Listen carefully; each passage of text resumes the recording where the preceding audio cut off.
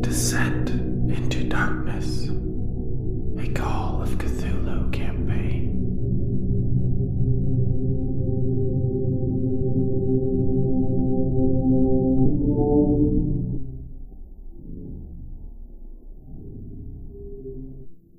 Hello and welcome back to Deathwatch's Call of Cthulhu campaign, Descent into Darkness, Season 3. This is Episode 12, and I am Travis, your keeper of arcane lore. Last time we left off with most of our investigative team driving to the Merriweather property with a literal sacrificial lamb on Mr. Monroe's lap. But before we get back to that, let's get an introduction from our investigators. Hi, I'm Chris. I play Jack Glover, police officer currently on suspension for not one, but two potential homicides. And I'm ready to do some playing here. I'm Justin, playing Lance Monroe. I am desperately trying not to name the lamb right now. I was going to ask what you named it. I'm John, playing James Whitmire, and I have no idea what they are doing with a lamb. Well, they are in the country. All right, so I suppose we should probably get Mr. Whitmire caught up in the timeline. So, let's paint a scene. You come to out of your violent rage fugue-like state that you know so well. It was the reason you quit drinking. You thought that that might have been responsible for that, but you are learning that it may not just be the drink. It may be something intrinsic to Jimmy Whitmire. But, so you come to in the basement, Drew's basement, and you're kind of picking up details as all your faculties come into play. You're looking around the room, you see flashes of, like, blood splatter. You see a corpse, or what you presume to be a corpse, lying in between the entryway and the bar that is Drew's basement.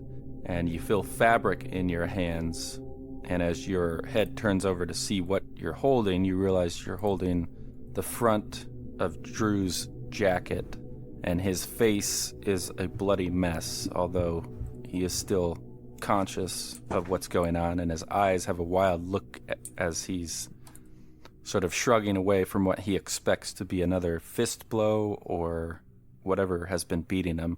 Also, you see some of your crew standing around, and they have a mix of, in some of them you see like maybe a new respect in their eyes when they look at you. In others, you see a fearful glance around, like they're in a situation they don't want to be. But I will pass it over to you, Mr. Whitmire. Drew's life is in your hands. What do you do? Well, as I can't remember any bits or pieces just yet. Well, you're getting a few coming in. I mean, you do remember making the decision to try to figure out where Patrick Malone might be, and you thought that Drew would know, but when you left the warehouse where you had beat Lonnie to death for daring to try and take that hit that's on your head, you just got more and more angry at the prospect until, you know, your vision was a tiny little point, but everything else was red, and your thoughts were just a roar of kill 'em all, basically. And now you've come out of that. So it was pretty much just getting your guys together, rolling up onto Drew's basement. You waited there a little while. You remember being in the car, being antsy, not sure if anybody was there, but then you saw a few of them, you know, roll up and go downstairs.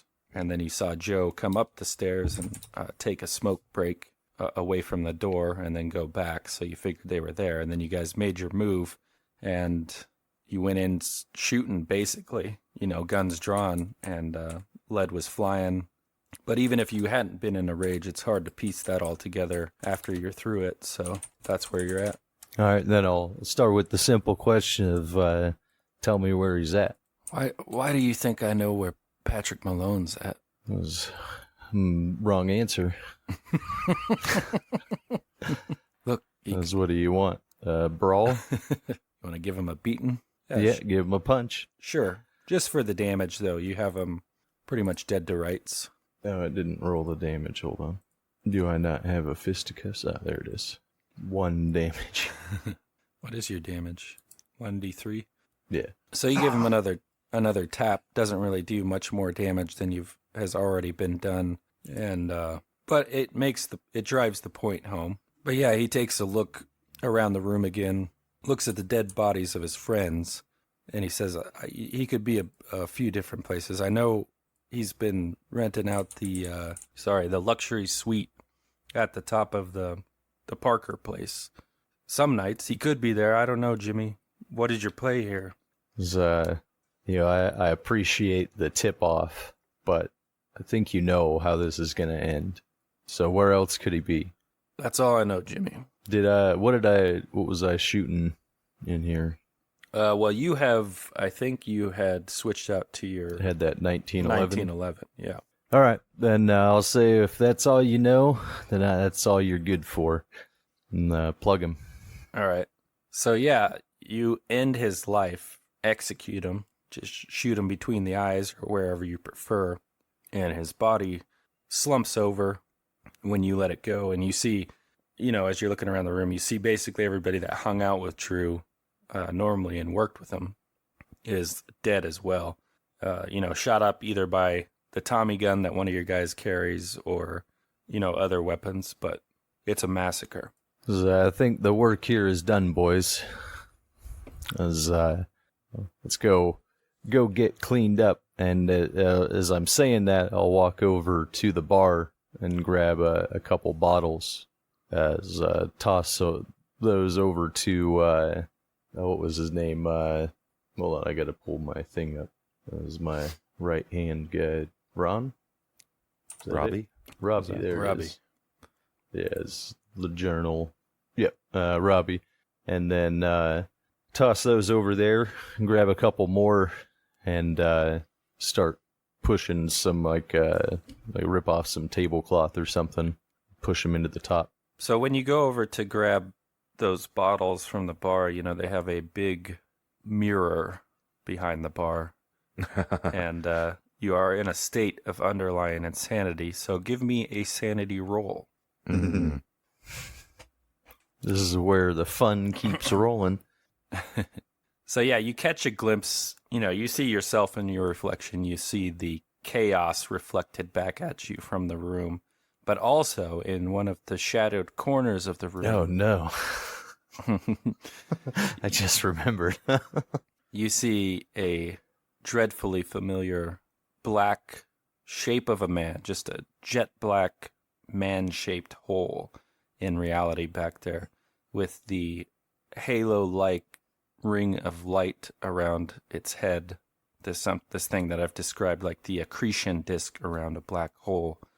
But also, you somehow, although you're not sure since the features are all midnight black, get the sense that there's sort of like a Cheshire cat-like smile there. There's some disturbance in the blackness that gives you the sense of a grinning mouth. So roll out a D12 sand loss. Oh. Nice. Max sand loss. Whoa. Is he permanently insane? He is pretty close, I think. Let me take a look here. Okay. Got to look at the link chart. Yeah, so Mr. Whitmire, if he had lost 6 more in the same day, he would be indefinitely insane. So, let's see here. Okay. So you do enter, or will likely enter, another bout of madness, but if you can give me an intelligence roll, if you fail the intelligence roll, then perhaps you can keep control of your character for the next little while. Nope. Nice. Hard success. Oh, no. So yeah, you just, this representation you think of Father when you talked to Father and you made a deal with him for wealth and power, but you thought maybe you made it out, like maybe you were somehow managing to double cross him. But here you are in the act of trying to consolidate power, control in Boston, and this seems to please that entity. And that just drives you over the brink that maybe whether or not you are going to hold up his end of the bargain, or your end of the bargain, he's holding up his. And he's an onlooker, a benefactor to this type of activity. And you're plunged back into the murky darkness of complete insanity. And so we'll move away from you for a minute. Oh, man, we're going to come back to a Boston that's all full of holes. Thanks, John. It's no longer going to exist. The funny part here isn't this how Mueller went down too? There's too much alone time. Yeah. My guess here is that you're making a smart play, Whitmire, and you would rather get involved with mob war than face cosmic horror. Face it, Jim. Probably.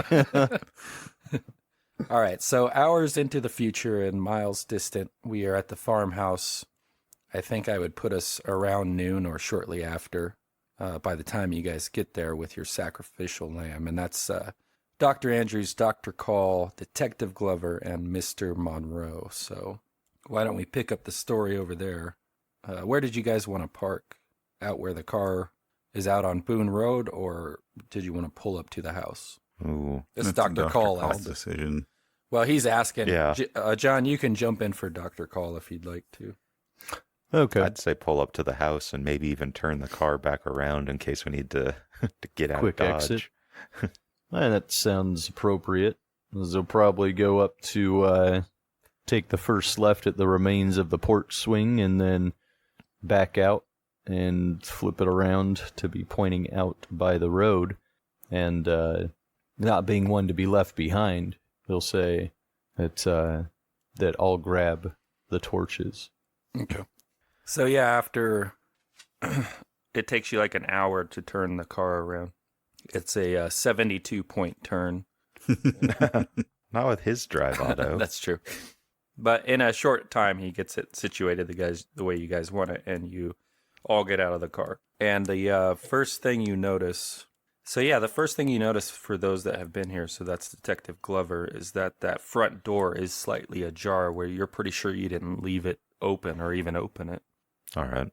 Yeah, so I'll definitely point that out. You know, when me and Whitmire were here last time, we didn't actually enter the premises, walked around the outside. I think I'll draw I'll be preparing to draw my gun just in case. Yeah. Yeah, I'll have mine ready shit. as well. Yeah, if we're drawing weapons, I'll draw it too, yeah. Is that the front entrance? Yeah. I can't quite see because it's all blacked out. Yeah, Yeah. I'll head over to it and poke my head in. I'm going to glance down the well as they head That's up to not a bad the idea. to the door, Jimmy Whitmire is in the well. staring up with his mad eyes. Because he never sleeps now. I knew where you guys were the whole time. I've been waiting. I've been here the whole time. I've always been in the well. What are the chances that the well connects to Father's pyramid? Pretty high if you're already insane. Yeah, it's actually just one of the shafts that goes down to it. Yeah, just got to swim deep enough. All right, Glover, so you're looking through that door at the end of the front room there. So, I mean, you don't see any person in there immediately. You just see kind of, because you guys look through the window, so it was just dirty. And you catch that foul odor again, you know, urine, feces, unwashed bodies, and something else you're not too sure of, but you're pretty sure it's not decay. Decay. Yeah. Yeah, I think it was a den was... You're right. So you can see dust lies pretty thickly on the furniture and shelves. There's a bunch of dead leaves that have worked their way in here over the years. There's an iron stove you can see on that wall right as you look in with a ventilation pipe connected to the outside. You can see table and chairs, and at least the way the door opens, you just get that one half of the room pretty much. So, but you don't hear or see anything in there.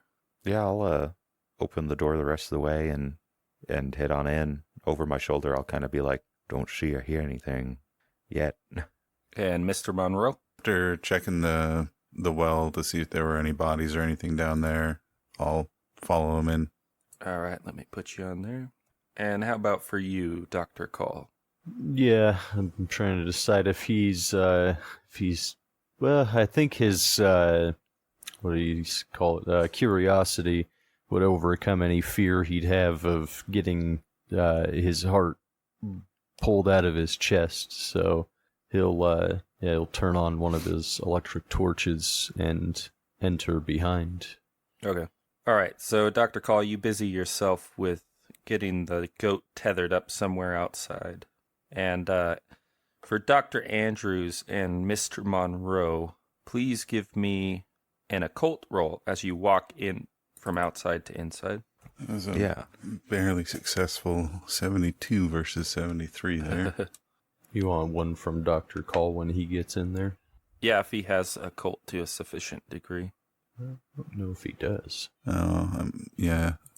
There it is. Yeah, so... He's got a 5 and he failed. Yeah.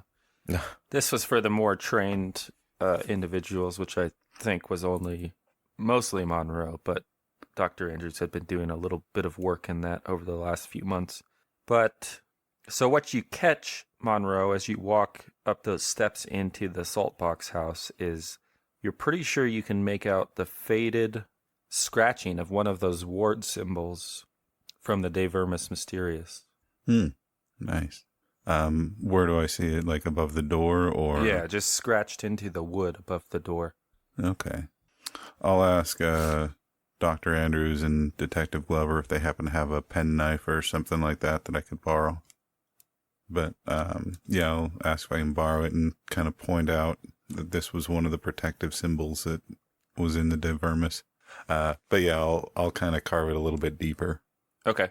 Yeah, and that does kind of allow you to positively identify at least one of the wards that is functional, or at least that Merriweather and his friends thought would work. Did it happen to be one of the ones that we put on the car? Yes. Awesome. But you're not sure entirely how these work. So the one that matches up here on the door was put on the driver or the passenger side of the car on the front window there. I think you guys were just painting them on the glass itself. Yeah. So that one at least matches. Okay. But that's going to kind of spur me to really kind of look for others and kind of prompt Dr. Andrews to keep his eye out for any other symbols that are either carved or faded paint around the room and around the house. So you see Glover kind of looking around at everything. And the rest of what was missing when you opened the door and walked in there was just that sofa, the table, and the chair. And then you can see a narrow stair into a cellar and, of course, the other part of this house, the back room. Okay, so there's a lot of dust and a lot of leaves on the floor, but you think you pick out the circumference of something that was drawn on the floor many years ago. And in fact, you're sure of it when you brush some leaves away with your foot as you go into the room there. But yeah, you think this might have been where they drew the circle. Now, it is that so much time has passed that you can't make out the details of what that pentagram looked like that they drew here. But they did at least draw something here like that. All right, so everybody can make a listen roll. Oh, no. Oh, man. You guys are all high on the listen, too. Except for Lance. Yeah, I'm not paying attention. Okay. And apparently Dr. Call is going deaf. Yeah, so you notice you just become aware that there isn't much in the way of bird calls going on at the moment. There's a hush that disturbs you, but other than that, you don't hear anything. So while Dr. Andrews is clearing some of the leaves from the floor, what are you doing, Jack Glover? You're kind of standing in by that table, looking into the back room. What's your move? Yeah. I'm going to try to go about clearing the rest of the house, make sure that there's no person in here.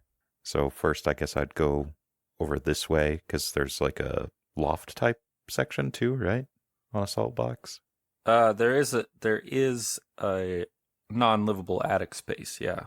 Okay. Which you see So, when you walk from one of the rooms to the other. You see there's In the middle of the ceiling overhead in the back room is a trap door that you would presume leads to the attic space. Okay. So I'll worry about that later then if it's not immediately visible. I'll just check this room, and then if there's no one here, I'll start heading towards the cellar.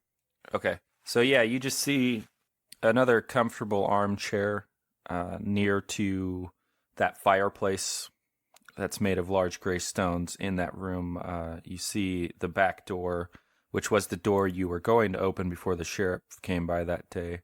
There is some sign that somebody has been there, but like you see a thick wool blanket that seems a little out of place.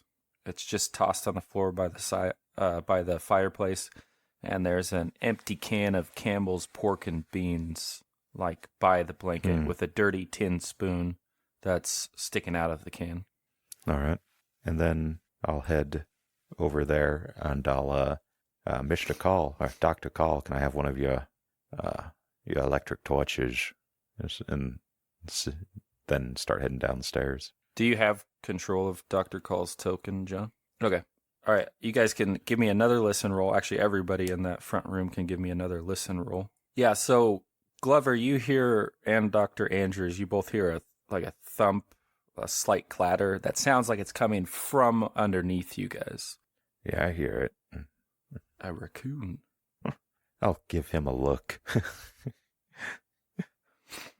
What are you doing, Monroe? Are you continuing to move about in search?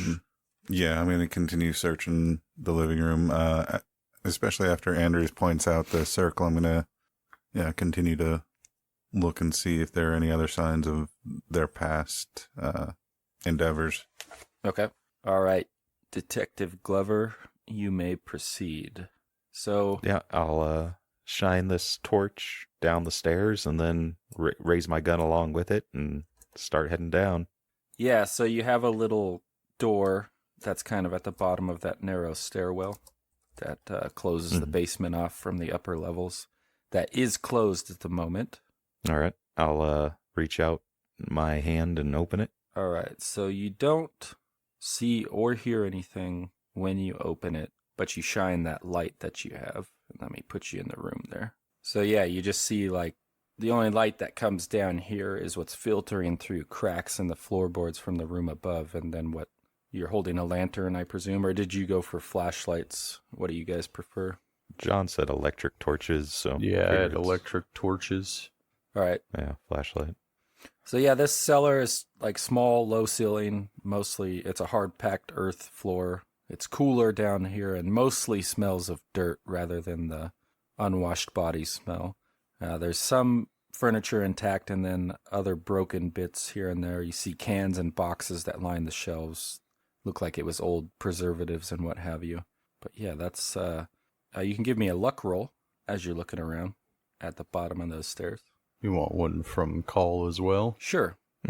We are the same lucky. So yeah, you can see that like hanging on a peg down there at the bottom of the stairs is a lantern that seems to be in good working order. Just something you can note for later. All right, just when we're ready to exit so we can burn this place down. Yeah. So I'll just kind of, I don't know quite what police training would be like, but I'll kind of do whatever my police skill level is for clearing this room, making sure there's no one hiding type of thing. Right. You know, like real quick look around, I guess. Yeah, so you're trying to be as careful as you can, and so you can give me a spot hidden roll. All right, and you can move to where you would like to move as you're clearing it.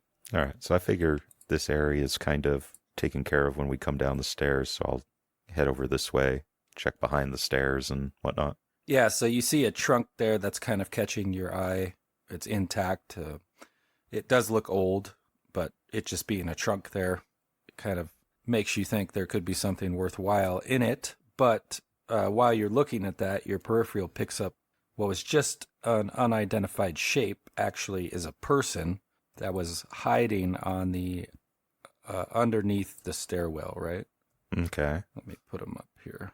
So yeah, you pick him out to be a vagrant, and he was hiding there, and when he notices you, noticing him, he was getting ready to lunge at you with an old table leg, and he tries to do that now. right? So he lunges at you with this table leg, and he's hollering. He's like, ah, ah, and he comes at This you. is why you shoot him on sight.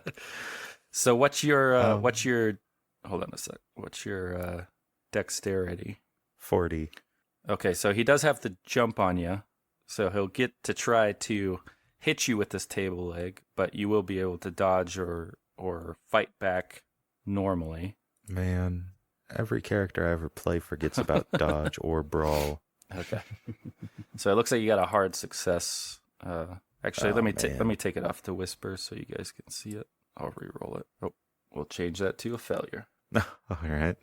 Do you still want me to brawl? If you want to, it's up to you. He's doing an overhand swing with just looks like a table leg, trying to bring it down on your head. In that moment, you can see he's just really like frightened and maybe trying to clear the way. But so the swing isn't too great. You can fight back if you want. With a regular success, you would be able to, do something to him that you want to. It depends on you, or you can I just want to get out of the way. Okay, so just check, make sure you don't fumble. Okay, see if this works. Nice. Yeah, so you dodge back, and his table leg clunks off the earthen floor. And Dr. Call, or actually it's your turn, Detective Glover. You can respond. I'll raise the gun and, drop it. Put your hands up, or I'm going to shoot you. Okay. Go ahead and throw out we'll do a hard intimidate on that. Nope. Just regular. So what you're seeing is you use your cop voice, gave a clear, strong command, but his eyes are just rolling around like you're not dealing with a full deck here, kind of. Was that my turn, or can I shoot him? No, you can shoot him if you want to. Man, looks like we know how you're that a killer. investigation was going to go. Yeah. Yeah, I'll shoot at him. If I hit him, I hit him. Okay. But you can't you can't negotiate with crazy. Yeah, you have a bonus die for the point blank range. All right. So that becomes 2 dice, right? Yes. Well, here's our human sacrifice. Come on, we're dealing with a djinn. He doesn't want vagrant blood. He seems to be liking it so far. Well, you just winged him there. You dealt 3 damage to him. Clips him on his right arm. Or you can roll a hit location. Let's do it that way. Oh, yeah. Guess we got that. Right foot. Nice. Okay. Now drag him up here so we can slit his throat. Put him down proper. Okay, Lance, so you hear the explosive roar, or I guess it'd be muffled from where you're at, of a gunshot going off. Still pretty loud. You kind of jolt for a moment. What do? I'll pull my shotgun up and be prepared for something to come at me. Okay. But nothing for the first round other than that. All right, so we're at the start of a new round, so anybody that has a gun and is going to fire first thing gets a bonus to their dex order. So yeah, Dr. Kalk scrambles down a little bit and looks around the room after he hears that shot, trying to look for a target. He sees you, but obviously his shotgun's not going to do any good for him. But actually, Glover, you're the first act in this round since you planned to fire. All right. Yeah, does his eyes look like they're focusing? Panicking, yeah. Not Man. becoming more alert, no. Yeah, we'll just gun him down. Was it? And that's acting like a cop that's on double suspension for murder. I can't help it. I'm a loose cannon. So if I shoot twice, do I just lose the bonus? Yeah. So it'd just be a regular roll. Do I roll twice or just once? Yeah, roll twice. All right.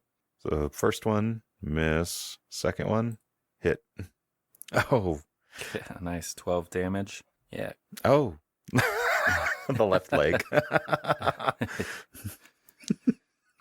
Yeah, so you just, I guess the way that played out is you had your gun sort of pointing down, but you started firing when you're coming up. You hit him in the foot, then in the leg. One missed, but that leg shot he reacts to, but he's still conscious. He just drops, though, and he clutches at his leg, and then you see, like, a lot of blood in a short amount of time just darken the earthen floor underneath him. Dr. Edward Call is like, did you kill him? Nah, and he's swinging. He's bleeding out. He's swinging that shotgun around wildly. Bring him upstairs for the sacrifice. He's bleeding out, Dr. Call, if you want to have a look at him. I'll go up and I'll kick away the weapon. Okay. Yeah, his table leg. All right, Detective Glover, you've just kicked his table leg away. It goes skittering across the earthen floor. And what were you going to do, Dr. Call? I was going to try and stop the bleeding. All right. Go ahead and roll your medicine roll for the first time. Does he have a sudden inset of a horrific panic that he could screw this up completely? I succeeded this time. Let me push it to see if I can succeed again. All right. So the best you have going on here is really like a delaying action, right? Like if you don't get them to facilities where they can actually clamp up that artery, then you're not going to be able to keep him alive for very much longer. But you can see he's, maybe 30 seconds away from going into a state of shock from the blood loss. But yeah, that's where you're at. Detective Glover, I don't think this gentleman will make it without immediate medical care, and there is none in this area. Then it looks like he isn't going to make it. I suppose you're right, and I'll stand up and wipe the blood off my hands. What do you want me to do, Dr. Call? Like you said, there's no medical facilities within range, and he just doesn't have the time. He probably should have started off by making a decent decision, not attacking with a table leg. Well, I just look at him. It doesn't look like he's made a decent decision in quite a while. No, Travis. You gotta let me out of here. It's gonna get me. You gotta let me out of here. Well, I think you won't be going anywhere anytime soon, friend. Yeah, so Dr. Call, Where you is- see the change come over his face of him entering a state of shock, and he just kind of starts like grumbling to himself in an inarticulate way. But what did the upstairs people want to do during that time? So there's a moment of quiet after the shot, and then you hear the muffled voices of people talking from the cellar. So what did you want to do, Dr. Andrews? Ready or not? Yeah, everything's all right, Dr. Andrews. Come on down. I'll shoot back. He should have made better decisions. Okay. So, Monroe, you hear an exchange of gunfire. Well, time to get out of here. Gin, someone else's problem. Are you going to shoot your shotgun at the cellar steps and then run out of the... No, but I am actually going to swing my shotgun around to point outside with Dr. Andrews heading downstairs. Okay. Yeah, so you pointed outside. You see the lamb posted up there, and it at you. Canute is the lamb's name. You gave it against... And it swings its shotgun to the window. Make better decisions, Monroe. It doesn't. That lamb doesn't get to judge me. It does if it's holding a shotgun. True. All right, so you're on guard at the front door there, but there's nothing from the exterior that you see, including no movement in the trees. Okay. Yeah, I was going to mention that. So yeah, we'll bring it back around to Glover. This fella's definitely in a bad way. Usually when people are this injured and their body's dying, you don't get anything else out of them. So Yeah. what's your move from that point? Just in case, I'll kind of kneel down and I'll show, buddy. You got a name? Any family I can contact? They call me Red. They call me Red. They call me Red. All right, Red. Don't worry. Help will be here soon. We'll be here soon. You gonna put your 1911 under the shelf of his chin and mercy kill him? No. Jesus. I'll put it to his other. I'll put it to His his other other leg. Oh man. Okay. Should have made better decisions. Should have made better decisions, Red. All right, Dr. Call. He's given his name as Red, but he has minutes perhaps now once he goes unconscious, which should be just moments away. Well, I figure I've done all that I can for him in this type of a facility. So, Well, you can make him comfortable. You or Dr. Andrews, if you wish. oh, yeah. What do you want? You want an occult roll to see if I know some spell? It's called opium. Yeah. Well, Actually, Dr. Andrews might be able to put him in a that's only form for of people who stasis. can pay for it. A form of stasis. Give him this much cocaine, this much opium. No, Dr. Andrews can use his weird hand special ability to freeze him in time. There you could try go. to put him I in made him stasis, as too. comfortable as possible. Yeah, so you can give him a dose that will just quiet him, or you can give him a dose that will kill him. You probably wouldn't do that given I'm not a murderer. your oaths. So yeah, he just gets a silly expression on his face, and then his eyes are half lidded for a little while, and then they close all the way. But he's still breathing, which leaves all of you in the now quiet of the house. And I think 3 of you are in the cellar now. You came down those steps, Dr. Andrews? Yeah, so most of what's down here is, like, obviously on shelves and whatnot. So you had a pair of chairs against the wall. Some of them were, or one of them was broken up. You had a table with a missing leg resting on its side. You had shelves on the wall, cans and boxes on the shelves. Looks like old foodstuffs in them. There's tins of tea, a silver tea set. It's tarnished, though. Just the way it's tarnished, you can tell it's silver. You got cast iron pots and pans, a set of tableware. On the lower shelf, you see the amber liquid of liquor in a row of bottles. There's like 6 bottles there, probably still good for drinking. And then there's an old, about 8-foot ladder and a pile of lumber.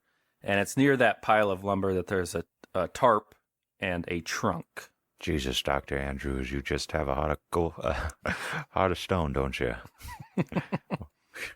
Sorry, it's And he should have made better decisions. also antagonist dead, closed container. 20 years of D&D. Yeah, go ahead and give another roll. The medicine. Yeah, you guys just don't have the appropriate supplies to treat him here, and that Dr. Call's actions was just a delaying it. Will delay the inevitable. So you don't even think if you got him in the car now and started heading to wherever the nearest hospital is, he would make it. Okay, Lance, you hear the continued discussion from the cellar, and you're scanning across the outside of the house, but still you don't see anything. Okay. If Andrews hasn't come back up, then I'll go to the top of the stairs and call down. Is everything okay? Yeah, Monroe, everything's fine. Just a hobo. A dead one? He's getting It there. will be soon.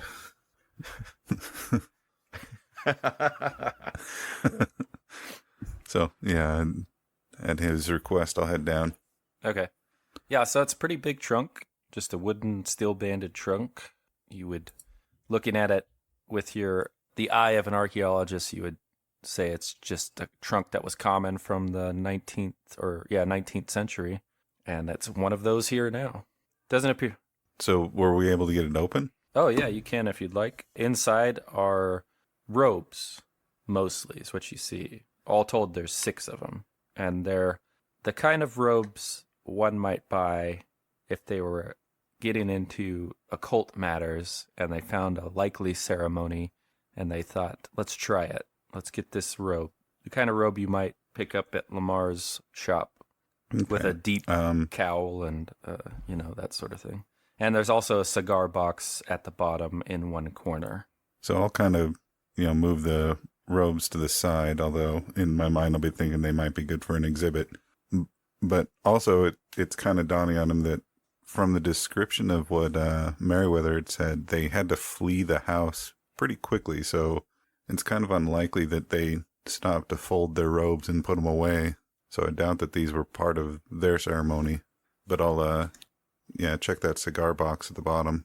Yeah, so it's a brand, the date on it's from the 1870s, and inside is a smaller wooden box with the sliding lid. Okay. and Yeah, that's not suspicious, but I'll open it. it has a silvery talcum-like powder in it that defies your ability to identify it. Well, you could give me a Cthulhu Mythos roll. All right, yeah, let's give this a shot. Every horrifying entity I come across gives me a greater chance of these succeeding. Oh, Close. Almost. It's pretty damn close, though. yeah.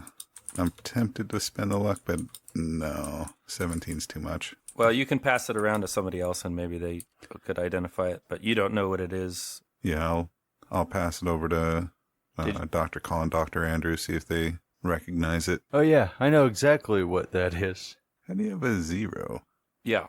Actually, I think he's got a 5. I just forgot to update it. Yeah, I still don't know what it is. It looks to... Oh, maybe if we rub it in the wounds of that gunshot. Maybe pass it off Had, to the detective, see if he recognizes it as... I have no clue what it is, so whether it's some sort of a drug or something like that, maybe he knows. Don't really think drug enforcement's a concern in this era. Yeah, this is probably for like jock itch or something like that. Yeah. So when Dr. Andrews passes it over to Detective Glover, like, what do you make of that? You just have one of those moments where your fingers fumble it up. Give me a dex roll, Jack Glover. See if you can catch it before it tumbles to the All right. ground. Sorry, you fumbled that roll technically, Dr. Andrews.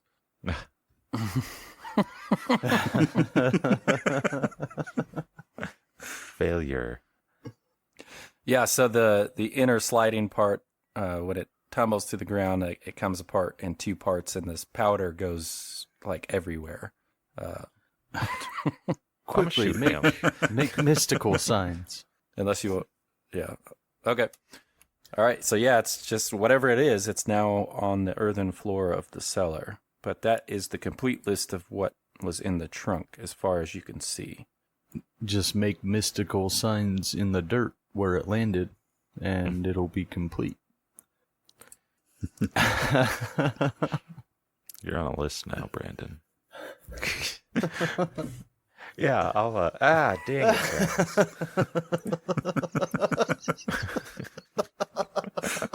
Okay. His dying eyes judge me now. Whatever, I still got the attic to go check here, gentlemen. You Still got bums to shoot. still got hobos to shoot in the attic. I'll accompany you. Yeah, I'll take a look around the basement as well while I'm down here. There's nothing else to spot hidden down here. You've got all of it that you can see. There's nothing else to find. Wait, why is the lamb not shooting? Misclicked. It's going to fire now. Better. All right. So, yeah, after not finding anything downstairs, I'm going to go upstairs and continue looking around that first level, see if I can find any other remnants of their past ritual. Yeah, there's a barn that's in a bad way, partially collapsed. There's a outhouse, and that's it. I thought we looked in the barn. Or Yeah. barn, something like that. But everything else remained. Oh, we did look at Bunch at the well. But yeah, everything else was unsearched. Everybody looks in the well. They're not really Seems fitting. they're not really part of the ritual, but if you feel like you want to. But we could make them part of the ritual. You mean you don't want to bathe in it? What's wrong with you? I wish I had one of those before attending to that hobo. Would I need to take one of the ladders from the basement to get to the attic? If you're size 90, you can reach up and touch it, but I think you're just if you hopped up, you could brush that trapdoor with your fingertips. So you will need something to stand on. All right. Worst comes to worst, I guess we got chairs. I don't know if I want to risk standing on them, though. Yeah. Yeah, there's a chair. There's also the ladder from the basement. There's tables. There's that desk in the second room by the window, which you see had like a bindle on it, like that a homeless person would carry on them, the old on a stick over the shoulder type thing. So you could drag anything you wanted over there. I'll just go for a chair. All right, going for the attic. Hurry up with whatever it is you're doing.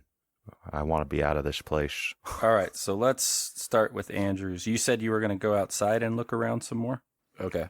So yeah, since you guys are trying to find the markings of their old ritual, the main thing is you find the pentagram, although you can't really identify it as the one in the book. It's too smudged. It looks like they used, like charcoal or something to draw it on the ground. And over time, that's just worn away. But you also are looking for more of these wards, like the lesser wards. And you don't see any on the interior, but when you guys look at the exterior, all of the windows around the Saltbox house have that ward carved above them as well as the back door.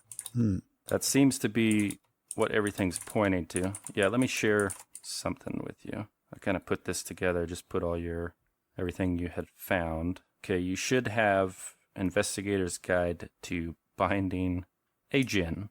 And this is just all the various research over the sessions that we had found to kind of get a step-by-step for the ritual. So we had in the beginning to draw the pentagram on the floor, to do the wards against the spirits carved around the area. Prior to coming in here, you didn't really know which ones those were, but you have that answer now, assuming they worked for Merriweather and his band, and then to wait for the appointed hour, which was midnight.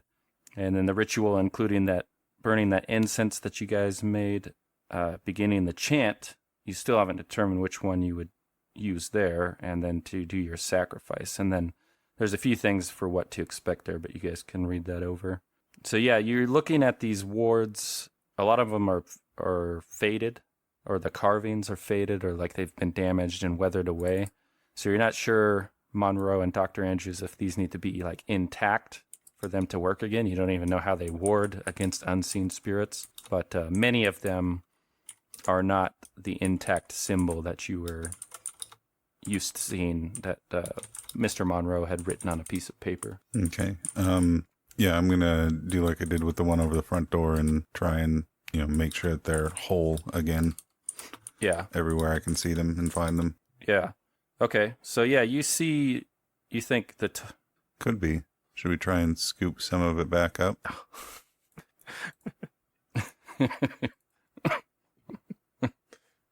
Okay. What? Yes. Back into the And basement. I'll go down and spend the next few hours shining the light around at various angles, and anything that shines like that dust I will try to pick up with some like tweezers and put it all back into the box. Okay.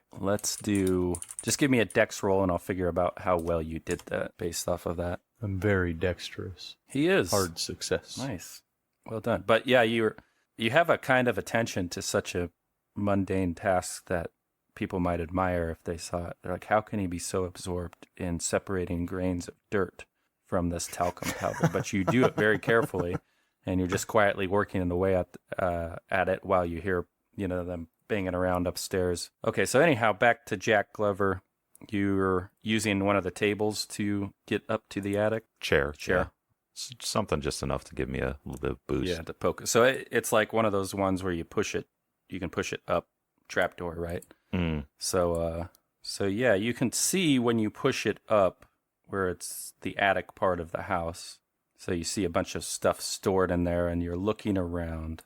But go ahead and give me a dodge roll. Oh, no. Probably. Hopefully. Critical success. Oh, nice. Ooh. That is very lucky. My wife, she's all the time having me get stuff from higher shelves, so you develop a sixth sense.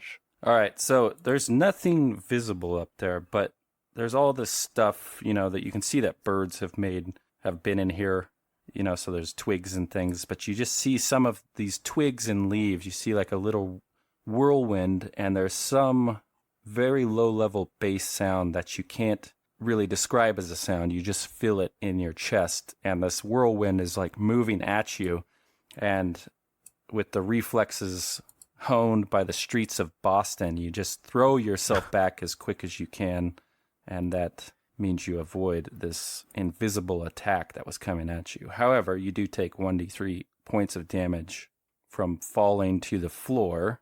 Oh no, it's a critical. Yeah. Ouch. What? It's a placeholder name for it right now. Yeah, so and then the trap door slams shut, you get the wind knocked out of you, but nothing permanent occurs. What do you do, Jack? Yeah, I'll have my gun out again, and I'll be pointing it at the attic in case anything tries to come out of there. Well, there's something up there. Couldn't see it. Don't know what it was. I don't believe so. All right, I'll kind of... Mr. Monroe, you heard the clatter of Mm-hmm. Jack Glover throwing himself to the floor there to avoid whatever it was. But you feel that sound, that bass note, it like seems to move over your head as you're out there trying to recarve one of the symbols on the window there on the east side of the building. And you feel some unidentifiable presence, like you're being watched, move over your head. And as you cast your eyes in the direction you think whatever it was traveling in, you see the tops of those trees sort of part momentarily before they swing back into place. Okay, but it looked like it was moving away? Yes. Okay. So I'll continue my work, but be nervously glancing in that direction and, every couple of seconds turning to look at any trees nearby or anything that might give away its passage. All right. Dr. Andrews, you saw Jack as you were inside there. You saw him take a fall. He is a little bit. This kind of works like Shadowrun in the way where injuries are treatable once, right? So anytime somebody takes a new one, you can apply first aid or medicine. In this case, it's first aid if you wanted to. So you can get over there and look him over and give it a first aid roll. Yeah, I'll let him fuss over me. I'll keep an eye on that attic door, though. Oh, doctor. Untreatable. Gonna have to amputate. That's a good question. Well, yeah, he's a pretty hardy person. So with just your regular failure, you don't see anything that's going to be a lasting injury. It would just be the bruise from the fall.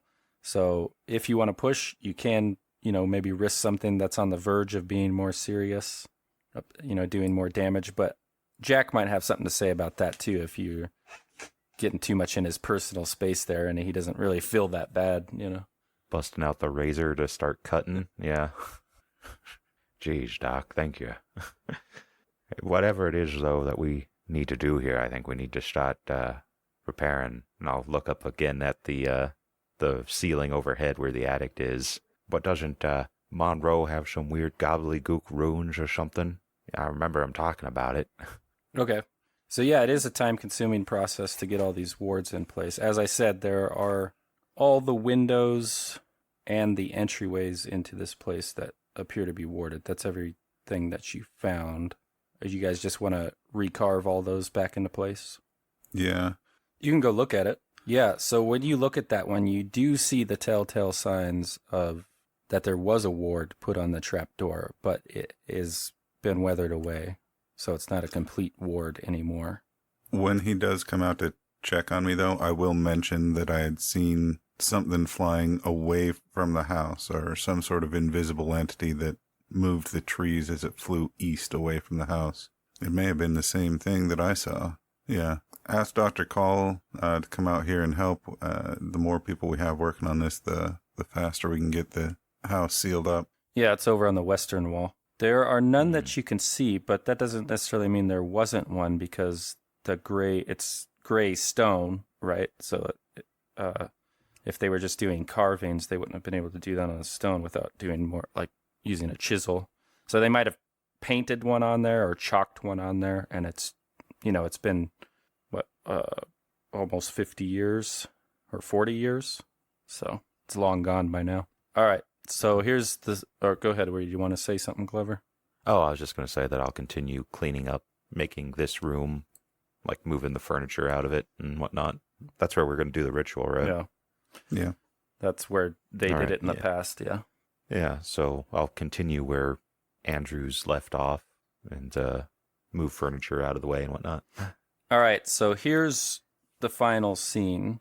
You have what looks like people doing a renovation at a distance, but what in actuality they're doing is they're carving protective wards around this house to keep unseen forces from assailing them. And they're cleaning it up like you might do in a renovation too, to make space for a pentagram. And the last shot is Mr. Monroe carving the final ward on the exterior, along with Dr. Call, with the lamb, bat in the background. When you hear in the far distance to the west, a gunshot. 1, and then a pause, and then 1, 2, 3 gunshots. And that's all we have time for today. Thanks for playing, guys. Thank All you. right, thank you. Thank you. So, although it sounds like Whitmire's on his way, guys. Good.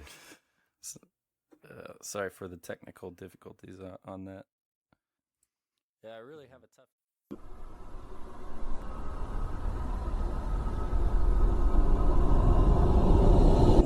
This has been a Deathwatch production. Thank you for listening.